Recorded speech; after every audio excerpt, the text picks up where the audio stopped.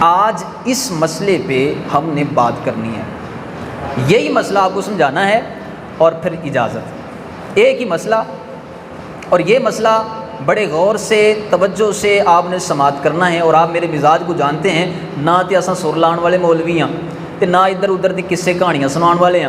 اسی پڑھنا ہے رب دا قرآن تے مصطفیٰ دا فرمان۔ سمجھ آ رہی ہے؟ اور بات میں جناب کوشش کرتا ہوں ہر بندے کو سمجھ آئے، سمجھ آوے تو پھر اگے اسی چلنے ہیں۔ مسئلہ آج ہم نے یہ سمجھنا ہے کہ امام علی مقام حضرت امام حسین رضی اللہ تعالیٰ عنہ آپ کو یہ مقام، یہ مرتبہ یہ کیوں ملا ہے؟ حالانکہ شہید تو اور بھی بہت سارے ہیں، ان کی شہادت کو یہ مقام، یہ فضیلت حاصل نہیں جو حضرت امام علی مقام آپ کو حاصل ہے۔ اب اس مسئلے کو ہم سمجھتے ہیں تو سب سے پہلے جو آیہ مقدسہ میں نے آپ کے سامنے تلاوت کرنے کا شرف حاصل کیا ہے، اس کی طرف آتے ہیں اور اس کو سمجھنے کی کوشش کرتے ہیں۔ اب قرآن ہے، بڑے غور سے توجہ سے انعماق سے آپ نے سماعت کرنا ہے تاکہ مسئلہ آپ کو سمجھ آ جائے۔ ایک ہی مسئلہ ہے، زیادہ لمبی چوڑی گفتگو نہیں، نہ سننے کا آپ مزاج رکھتے ہیں اور نہ آپ کو دیکھ کے میں جناب اس طرح کا ماحول بنا سکتا ہوں، مہربانی۔ یہ ایک مسئلہ ہے، ایک سماعت کر لیں بس۔ اللہ قرآن میں اعلان فرماتا ہے وَمَن يُطِعِ اللَّهَ وَالرَّسُولَ، جس نے بھی اللہ کی اور اس کے رسول کی اطاعت کی کیا ہوگا؟ فرمایا فَأُولَٰئِكَ مَعَ الَّذِينَ أَنْعَمَ اللَّهُ، فرمایا کہ محبوب آپ خوشخبری سنائیں ان لوگوں کو کہ جنہوں نے اللہ کی اور اس کے رسول کی اطاعت کی۔ فرمایا قیامت والے دن ہم ان لوگوں کو اپنے انعام یافتہ بندوں کی معیت عطا فرمائیں گے۔ جس بندے نے اللہ اور اس کے رسول کی اطاعت کی، اللہ فرماتے قیامت والے دن ہم اس بندے کو اپنے انعام یافتہ بندوں کی صحبت، سنگت اور معیت عطا فرمائیں گے۔ اب سوال یہ ہے کہ باری تعالیٰ وہ تیرے انعام یافتہ بندے کون سے ہیں جن پہ تو نے انعام فرمایا ہے، جن پہ تو نے فضل فرمایا ہے، جن کے بارے میں تو یہ کہتا ہے کہ یہ میرے بندے انعام یافتہ بندے ہیں؟ تو اسی آیہ مقدسہ کے اندر رب تعالیٰ فرماتا ہے من النبیین، فرمایا کہ وہ بندے جن پہ میں نے انعام فرمایا ہے ان میں سے پہلی جماعت انبیاء کی جماعت ہے، پہلا گروہ انبیاء کا ہے، پہلے لوگ نبی ہیں جن پہ اللہ تعالیٰ نے انعام فرمایا ہے۔ نبوت یہ ایک ایسا مقام ہے، ایسا مرتبہ ہے جس کو نصیب ہو جاتا ہے، گویا یوں سمجھیں کہ کائنات کی ہر بھلائی اللہ تعالیٰ نے اس کو عطا فرما دی ہے۔ یہ سب سے اونچا مرتبہ ہے نبوت والا۔ اللہ فرماتے ہیں پہلا گروہ جو ہے وہ ہے نبیوں کا، پہلا گروہ، پہلی جماعت جن پہ اللہ نے فضل فرمایا، انعام فرمایا، نبوت عطا فرمائی ہے، وہ کون ہیں؟ انبیاء ہیں، جن کو اللہ تعالیٰ نے نبی بنایا ہے، جن کو رسول بنایا ہے۔ دوسرا گروہ صدیقین کا ہے، فرمایا دوسرا مرتبہ ہے صدیقوں کا۔ نبوت کے بعد سب سے بڑا مرتبہ اگر کوئی ہے تو وہ ہے مقام صدیقیت، صداقت کا رتبہ نبوت اور رسالت کے بعد سب سے اونچا مرتبہ ہے۔ اور یہی وجہ ہے کہ ہم اہل سنت و جماعت یہ عقیدہ رکھتے ہیں، یہ ہمارا نظریہ ہے کہ اس کائنات کے اندر انبیاء اور رسولوں کے بعد کائنات میں سب سے افضل اگر کوئی ہستی ہے تو وہ حضرت سیدنا صدیق اکبر ہے۔ اس لیے کہ قرآن میں اللہ فرماتا ہے فَأُولَٰئِكَ مَعَ الَّذِينَ أَنْعَمَ اللَّهُ عَلَيْهِم مِّنَ النَّبِيِّينَ، پہلے نمبر پہ نبیوں کا ذکر کیا، آگے فرمایا وَالصِّدِّيقِينَ، دوسرے نمبر پہ صدیقین کی جماعت کا ذکر فرمایا۔ گویا رب تعالیٰ نے بتایا ہے نبوت کے بعد اگر کوئی سب سے بڑا مرتبہ ہے تو وہ ہے صدیقیت کا۔ اسی سے ہم یہ نظریہ لیتے ہیں کہ انبیاء اور رسولوں کے بعد سب سے بڑا اگر مرتبہ ہے تو وہ حضرت سیدنا صدیق اکبر کا ہے۔ یہ ہمارا نظریہ قرآن اور حدیث کی جناب روشنی میں ہے۔ تو دوسرا گروہ کن کا ہے؟ صدیقین کا۔ تو صدیق، صداقت، یہ ایک بہت بڑا منصب ہے، بہت بڑا انعام ہے، بہت بڑا فضل ہے، اللہ قرآن میں اعلان فرماتا ہے۔ اس کے بعد جو درجہ رب تعالیٰ نے ذکر فرمایا ہے وہ ہے شہداء کا۔ اللہ فرماتا ہے وَالشُّہَدَاء، فرمایا کہ تیسری جو جماعت ہے نا، جن پہ اللہ تعالیٰ کا خاص انعام ہوا، خاص فضل ہوا ہے، وہ کون ہے؟ اللہ فرماتا ہے کہ وہ ہیں شہید، جن کو مرتبہ شہادت ملا ہے۔ اس کا مطلب یہ ہے کہ جس بندے کو شہادت کا مرتبہ ملتا ہے اس بندے پہ اللہ تعالیٰ کا خاص انعام ہے، خاص فضل ہے، خاص اس بندے پہ رحمت ہے جس کو اللہ تعالیٰ نے مقام شہادت عطا فرمایا ہے۔ چوتھے نمبر پہ جو جماعت ہے، جو گروہ ہے، اس کا ذکر اللہ فرماتا ہے والصالحین، فرمایا میرے برگزیدہ بندے، میرے نیک بندے، میرے اولیاء، ان پر بھی میرا انعام ہے۔ اب 4 قسم کی جماعتیں ہیں، 4 قسم کے گروہ ہیں جن کا ذکر اللہ تعالیٰ نے قرآن میں فرمایا۔ نمبر 1 انبیاء ہیں، فرمایا جس کو نبوت مل گئی، کائنات کی ہر بھلائی اس کو عطا فرما دی گئی۔ نمبر 2 جو لوگ منصب صداقت پہ جلوہ گر ہیں، جن کو اللہ تعالیٰ نے مقام صدیقیت عطا فرمایا ہے، فرمایا یہ بھی بہت بڑا اللہ کا فضل ہے، بہت بڑا انعام ہے۔ اس کے بعد والشہداء، تیسرے نمبر پہ شہید ہیں، شہادت بھی اللہ تعالیٰ کا بہت بڑا انعام اور فضل ہے۔ چوتھے نمبر پہ والصالحین ہیں، برگزیدہ بندے ہیں۔ اس آیت کو پڑھنے کے بعد، سماعت کرنے کے بعد، سمجھ لینے کے بعد ایک بات تو موٹی سی ذہن کے اندر یہ کلیئر ہو جاتی ہے، وہ کیا ہے؟ اب ذرا سنیں، غور سے سنیں۔ اس آیت کو پڑھ لینے کے بعد یہ بات ذہن میں بالکل واضح ہو جاتی ہے اور سمجھ میں آ جاتی ہے کہ جس طرح نبوت ایک بہت بڑا منصب ہے، جس طرح صداقت ایک بہت بڑا منصب ہے، اسی طرح مقام شہادت بھی ایک بہت بڑا منصب ہے۔ یہ بات اس آیت کو پڑھ لینے کے بعد واضح طور پہ سمجھ میں آ جاتی ہے۔ بندہ جیسا بھی نالائق ہو، یہ بات تو کم از کم سمجھ آ گئی کہ جس طرح نبوت ایک بہت بڑا عہدہ ہے، منصب ہے، جس طرح صداقت ایک بہت بڑا منصب ہے، عہدہ ہے اور رتبہ ہے، اسی طرح جو شہادت ہے یہ بھی ایک بہت بڑا منصب اور رتبہ ہے۔ یہ آیت پڑھنے کے بعد، سماعت کرنے کے بعد یہ مسئلہ حل ہو جاتا ہے، یہ بات سمجھ میں آ جاتی ہے کہ جو شہادت ہے نا، یہ بھی ایک اللہ تعالیٰ کا خاص فضل ہے، خاص رحمت ہے اور خاص انعام ہے، خاص رتبہ ہے۔ اب یہاں تک اگر بات سمجھ آ گئی تو اصل بات آگے سمجھنی ہے۔ یہاں تک اگر آپ سمجھ گئے نا تو اصل مسئلہ آپ نے آگے سمجھنا ہے۔ اب ذرا غور سے، توجہ سے آپ نے بات کو سماعت کرنا ہے۔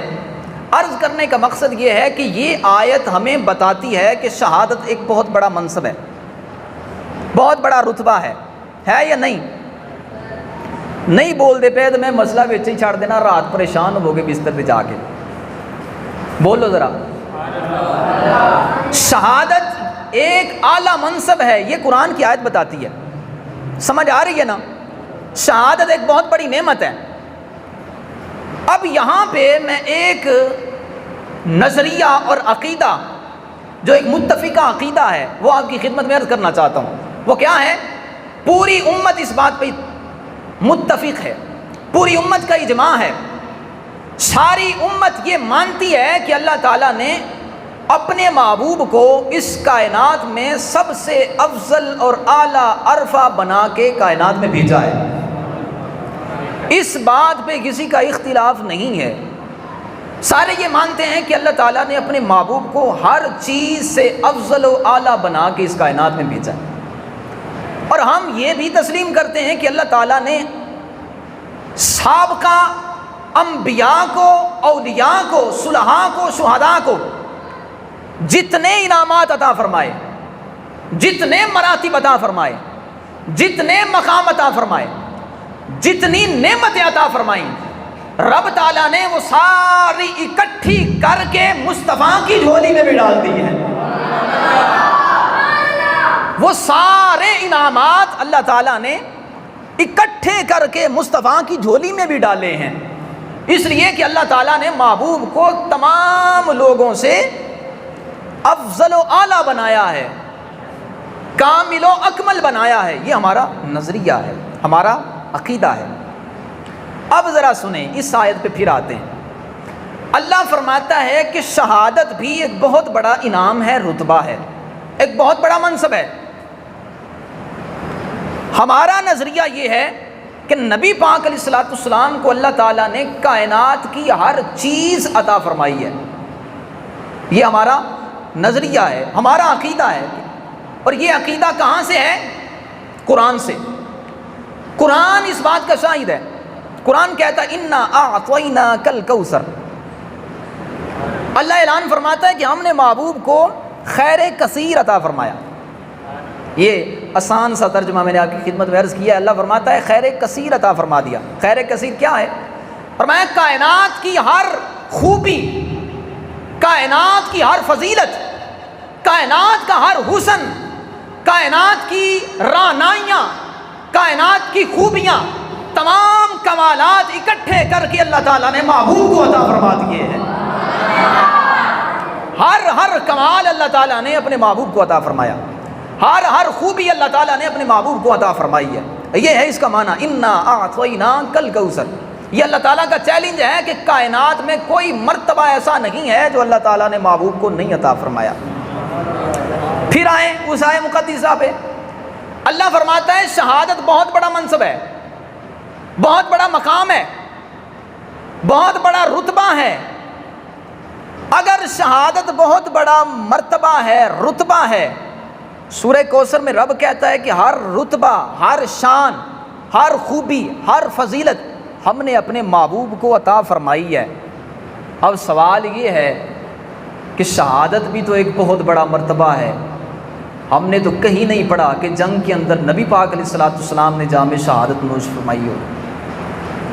سمجھ آ رہی ہے میری بات کی؟ شہادت ایک بہت بڑا مرتبہ ہے، منصب ہے، اور اللہ کا اعلان ہے کہ میں نے ہر کمال، ہر خوبی اپنے محبوب کو عطا فرمائی ہے۔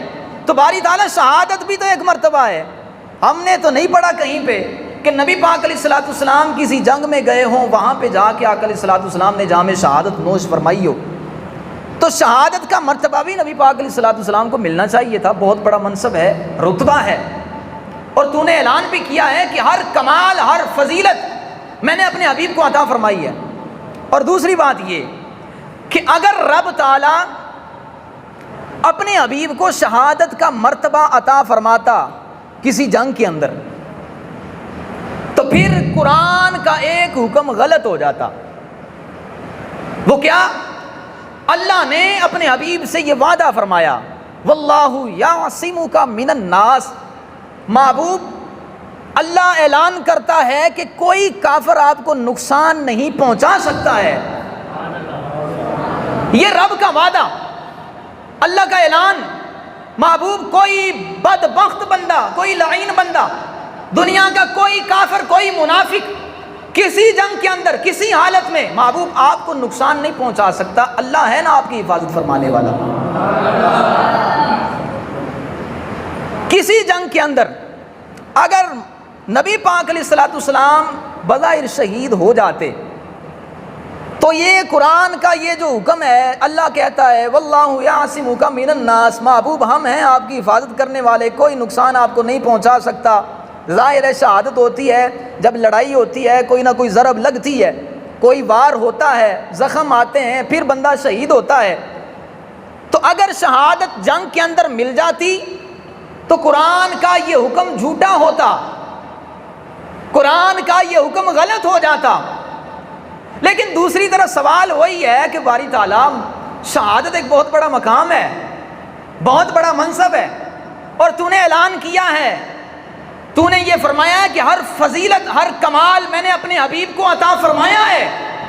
باری تعالیٰ شہادت ہم نے تو کسی جنگ کے اندر یہ نہیں پڑھا ہے کہ کسی جنگ کے اندر نبی پاک علیہ الصلوۃ والسلام نے جامع شہادت منہ سے فرمایا، باری تعالیٰ ایک طرف تو یہ اعلان کر رہا ہے کہ میں نے ہر فضیلت دی ہے اپنے حبیب کو، ہر کمال دیا ہے، ہر رتبہ دیا ہے، باری تعالیٰ شہادت بھی تو ایک مرتبہ ہے، وہ بھی عطا ہونا چاہیے تھا، محبوب کو وہ بھی دے دیتا کہ نبی پاک علیہ الصلوۃ والسلام مرتبہ شہادت پہ بھی تشریف فرما ہوتے۔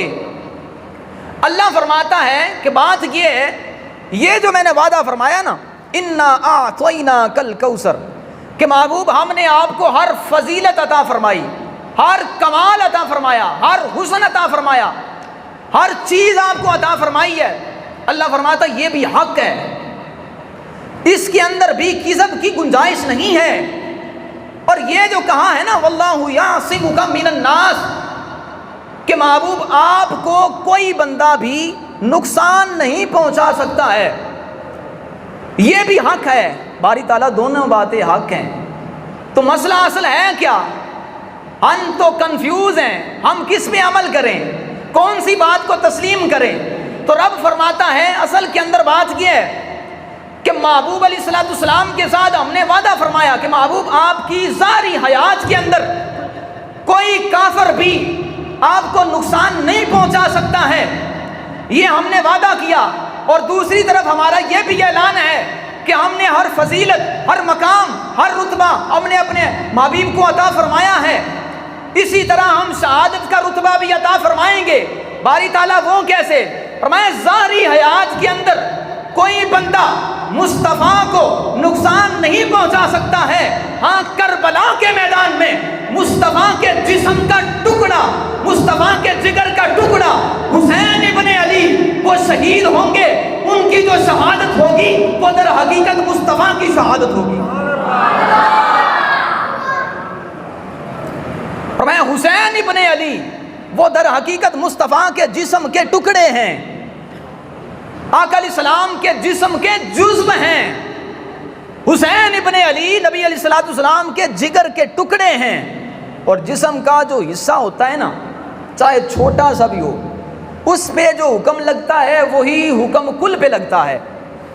میں مثال دیتا ہوں، پاؤں کی چھوٹی انگلی جسے آپ چھنگلی کہتے ہیں، چھوٹی سی انگلی، اس پہ کوئی کٹ لگتا ہے تو آپ کا پورا جسم جو ہے وہ ڈسٹرب ہو جاتا ہے، اس لیے کہ وہ آپ کے جسم کا حصہ ہے۔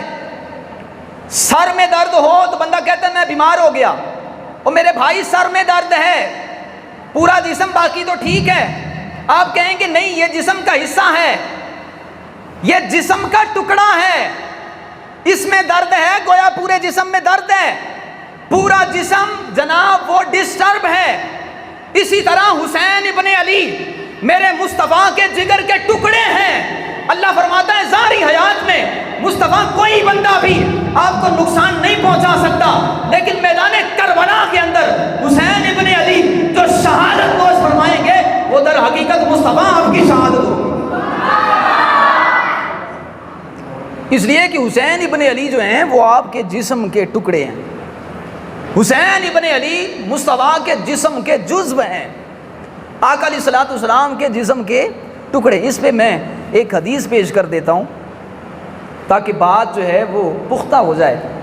حضرت ام فضل رضی اللہ تعالی عنہا نبی علیہ السلام کی سگی چچی ہیں، حضرت عباس کی زوجہ محترمہ ہیں، خواب دیکھتی ہیں، بھیانک خواب دیکھتی ہیں، نبی علیہ السلام کی بارگاہ میں آتی ہیں، عرض کرتی ہیں یا رسول اللہ صلی اللہ علیہ وسلم عجیب خواب دیکھا، اور وہ خواب اتنا بھیانک ہے میں بتا بھی نہیں سکتی ہوں۔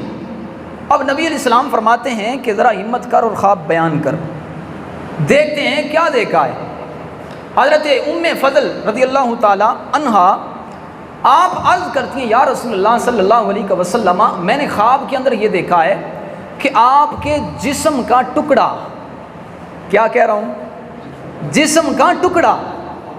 اب میری بات کو سمجھے ذرا، جو ساری تمہید میں نے بنائی ہے اور اس پہ میں دلیل پیش کر رہا ہوں۔ وہ عرض کرتی ہیں یا رسول اللہ صلی اللہ علیہ وسلم آپ کے جسم کا ٹکڑا ہے جو کاٹ کے میری جھولی کے اندر ڈال دیا گیا۔ اب نبی علیہ السلام نے جب خواب سنا نا تو آپ مسکرائے، آپ نے فرمایا یہ تو بڑا مبارک خواب ہے، یہ تو بڑا اچھا خواب ہے، یہ تو پریشانی والی بات ہی کوئی نہیں۔ عرض کی یا رسول اللہ تعبیر کیا ہے؟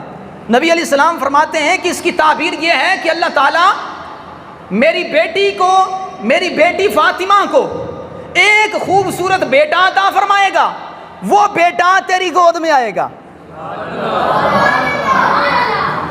وہ بیٹا تیری گود میں آئے گا۔ تو کیا تھا؟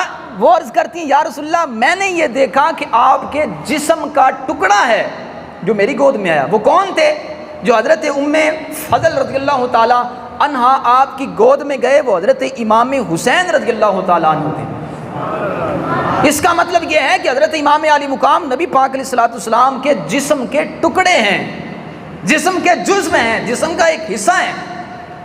اور جب آپ نے حضرت امام علی مقام آپ کی پیدائش ہوئی نا، تو چونکہ آپ کے بڑے بھائی اس وقت دودھ پیتے تھے، مدت رضاعت میں تھے، والدہ کا دودھ پیتے تھے، تو اس وقت نبی پاک علیہ الصلوۃ والسلام کو جب پتہ چلا تو آقا علیہ الصلوۃ والسلام نے یہ فرمایا اچھا فاطمہ تو حسن کو دودھ پلاتی رہو، یہ حسین ہے نا اس کو دودھ ہماری چچی پلائے گی، حضرت ام فضل۔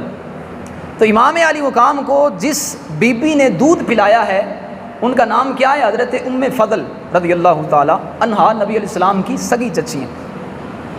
وہ کہتی ہیں کہ ایک مرتبہ ایسا ہوا کہ حضرت امام علی مقام چونکہ آپ کے پاس ہوتے تھے، بچپن گزارا آپ نے، ایک مرتبہ نبی پاک علیہ الصلوۃ والسلام تشریف فرما تھے، آپ کہتی ہیں کہ میں نے حضرت امام علی مقام حضرت امام حسین کو نبی پاک علیہ السلام کی گود میں دیا اور خود کام کرنے لگ گئی۔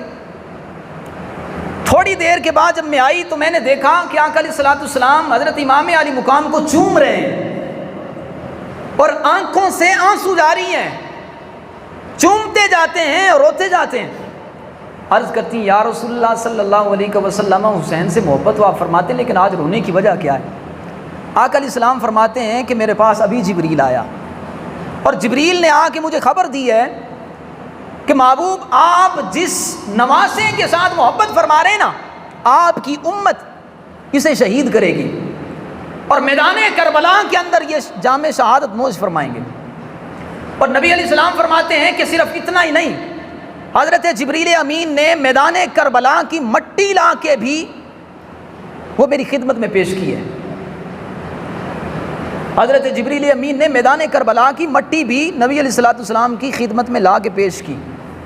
اور دوسری حدیث میں آتا ہے کہ ایک مقام پہ تھے نبی پاک علیہ الصلوۃ والسلام، تو جبریل امین آئے اور انہوں نے جو ہے مٹی پیش کی ہے، اور نبی پاک علیہ الصلوۃ والسلام نے وہ مٹی حضرت ام سلمہ رضی اللہ تعالی عنہا آپ کو عطا فرمائی۔ تمام ازواج مطہرات موجود تھیں سوائے حضرت اماں خدیجہ الکبریٰ کے، لیکن نبی پاک علیہ الصلوۃ والسلام نے انتخاب کیا تو حضرت ام سلمہ کا کیا، باقیوں کا کیوں نہیں کیا؟ یہ ہے نگاہ نبوت، یہ ہے نبی علیہ الصلوۃ والسلام، آپ کی نگاہ کا علم، آپ کی نگاہ کا عالم۔ آقا علیہ الصلوۃ والسلام جانتے تھے کہ جب میدان کربلا والا واقعہ آئے گا نا، اس وقت صرف اور صرف حضرت ام سلمہ وہ زندہ ہوں گی، باقی کوئی بھی زندہ نہیں ہوگا۔ اس لیے نبی پاک علیہ الصلوۃ والسلام نے وہ مٹی آپ کو عطا فرمائی۔ اور دوسری یہ حدیث جو میں نے پیش کی حضرت ام فضل والی، تو کربلا کی مٹی نبی پاک علیہ الصلوۃ والسلام کی خدمت میں لائی گئی۔ تو یہاں پہ ایک بات میں عرض کیا کرتا ہوں، کربلا کی مٹی حضور کے زمانے میں ہی آقا علیہ الصلوۃ والسلام کی خدمت میں لائی گئی، کربلا کی مٹی حضور کے سامنے تھی، آپ نے خود حضرت ام سلمہ کو رکھنے کا حکم دیا۔ جو بات میں عرض کرنا چاہتا ہوں وہ سنیں ذرا، کسی مقام پہ کسی جگہ پہ میں نے یہ نہیں پڑھا کہ حضور کے پاس جب یہ مٹی پہنچی نا تو آقا علیہ الصلوۃ والسلام نے صحابہ سے فرمایا کربلا دی مٹی جے اینو رکھو سامنے تے اندے تے سجدہ کریا کرو۔ چلیں نہیں سمجھ آ رہی بات کی تو میں کیا کر سکتا ہوں جناب، میں نے تو جناب ایک نقطہ پیش کر دیا ہے، قبول کرتے ہیں تو ٹھیک ہے۔ کربلا کی مٹی حضرت جبریل امین نبی پاک علیہ الصلوۃ والسلام کی خدمت میں لے کے آئے۔ عرض کرنے کا مقصد یہ ہے، اس حدیث میں یہ بات ثابت ہوتی ہے کہ حضرت امام علی مقام نبی پاک علیہ الصلوۃ والسلام کے جسم کے ٹکڑے ہیں، جگر کے ٹکڑے ہیں، جسم کا ایک جزو ہے، اور جو جزو پہ حکم لگتا ہے وہی کل پہ لگتا ہے۔ اور دوسری حدیث نبی پاک علیہ السلام فرماتے ہیں حسین منی وانا من الحسین، حسین مجھ سے ہے، میں حسین سے ہوں۔ کیا مطلب ہے؟ اور میں حسین میرے جزو ہیں، میرے جسم کے ٹکڑے ہیں، حسین مجھ سے ہیں۔ یہ حدیث بھی بتاتی ہے امام علی مقام حضرت امام حسین رضی اللہ تعالی عنہ نبی پاک علیہ الصلوۃ والسلام آپ کے جسم کے ٹکڑے ہیں، جسم کا جزو ہیں، اور جو جزو ہوتا ہے اس پہ جو حکم لگتا ہے وہی کل پہ لگتا ہے۔ تو جو مقام شہادت، جو شہادت حضرت امام علی مقام نے میدان کربلا کے اندر نوش فرمائی ہے نا، وہ در حقیقت میرے مصطفیٰ کی شہادت تھی۔